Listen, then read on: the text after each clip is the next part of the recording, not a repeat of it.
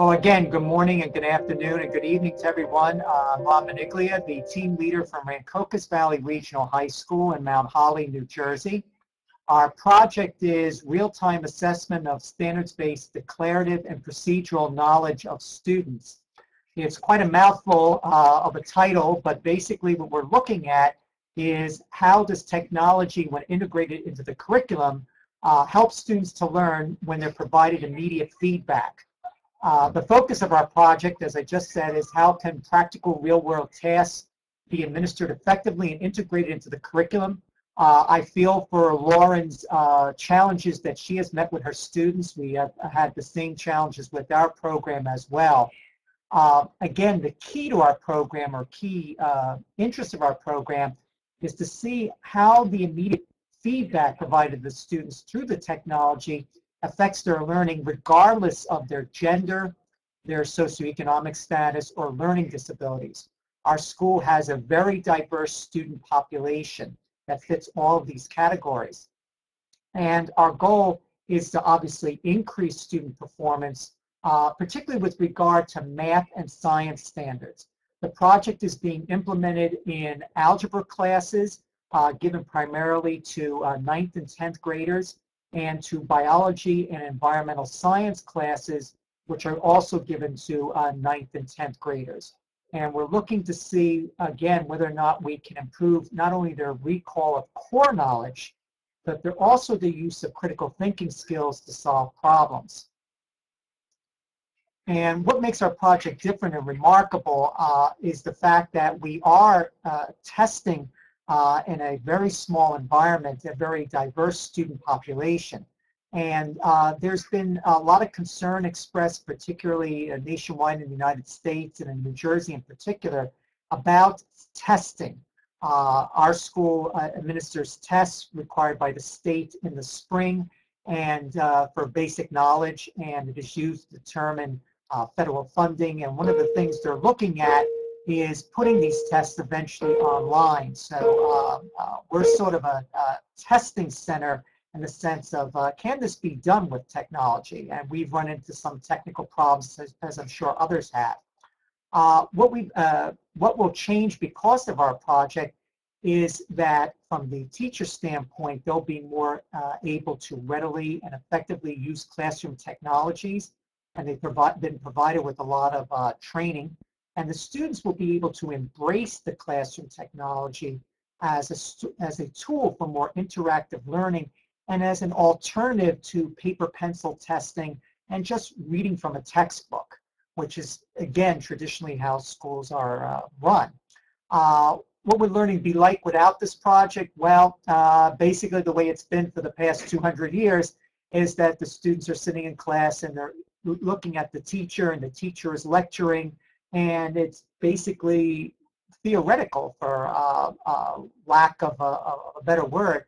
Now the teachers can bring real-world relevance to the classroom. They can help the students make connections across subjects, and they can provide real-time feedback to the students and really change the instruction on the fly, because they're finding out whether or not the students really know what they're learning. And what has been essential for the success of our project is effective student-friendly design of the assessment or task, that there's been an integration of the technology as part of the planning process, and the teachers have been invested in it, and there's been involvement of the students through meaningful feedback. And some of the roadblocks we've met, I just saw Lauren's question on the screen, is first challenge was additional time was required for our teachers to prepare the online assessments and instructional activities and to distribute and collect the HP technology.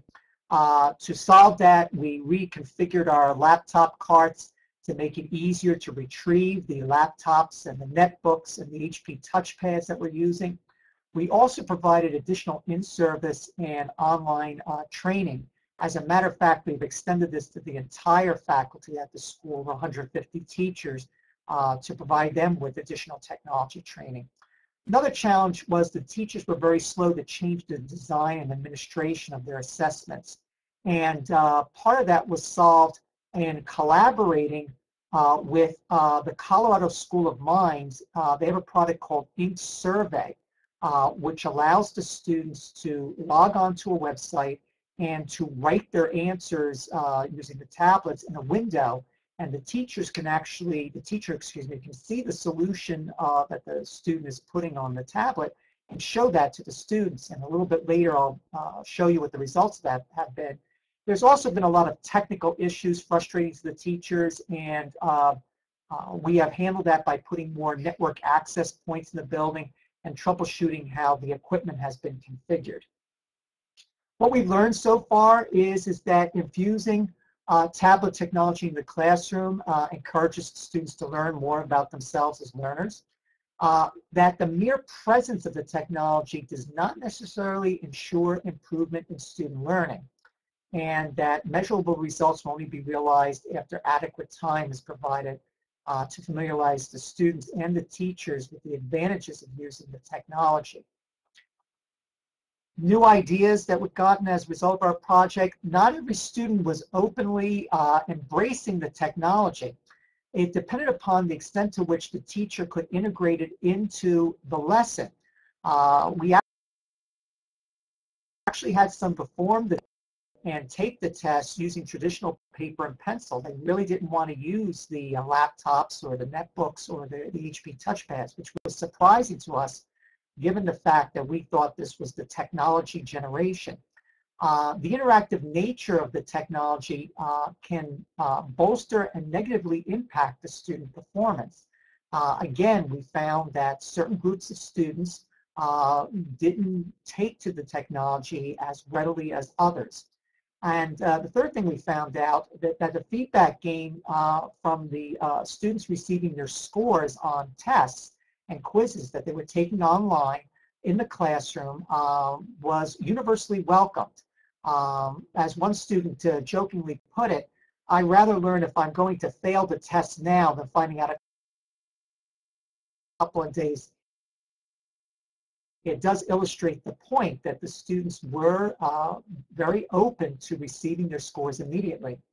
One innovation in our project, which I already mentioned, was our collaborative work with the Colorado School of Mines and their product called Ink Survey.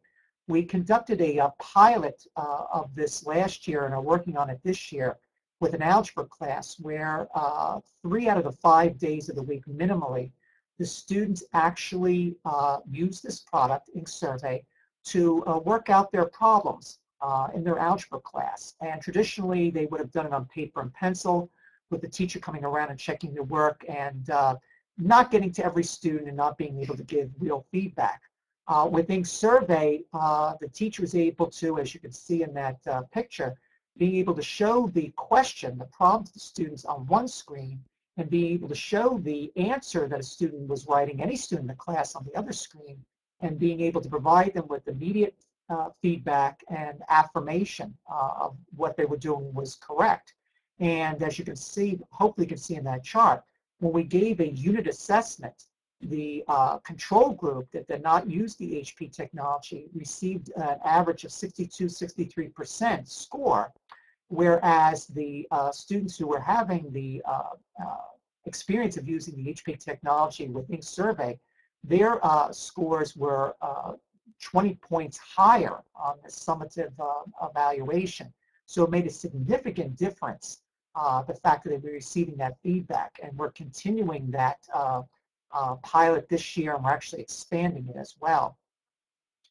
And why we're passionate about the project? We're passionate about the project because the teachers are passionate about the project. 2 of our teachers attended the HP Summit in India last year and came back, one of them with the Ink Survey connection from Colorado School of Mines. And we've implemented a lot of the suggestions and information we received from other groups throughout the world working with the HP grant. So we're very excited about our project, and we have a website, www.rvhpgrant.org, where we post actually our data as well as the video clips about our project. So I encourage anybody to go up there and take a look at the data, as well as video clips and photos of the projects. Thank you very much.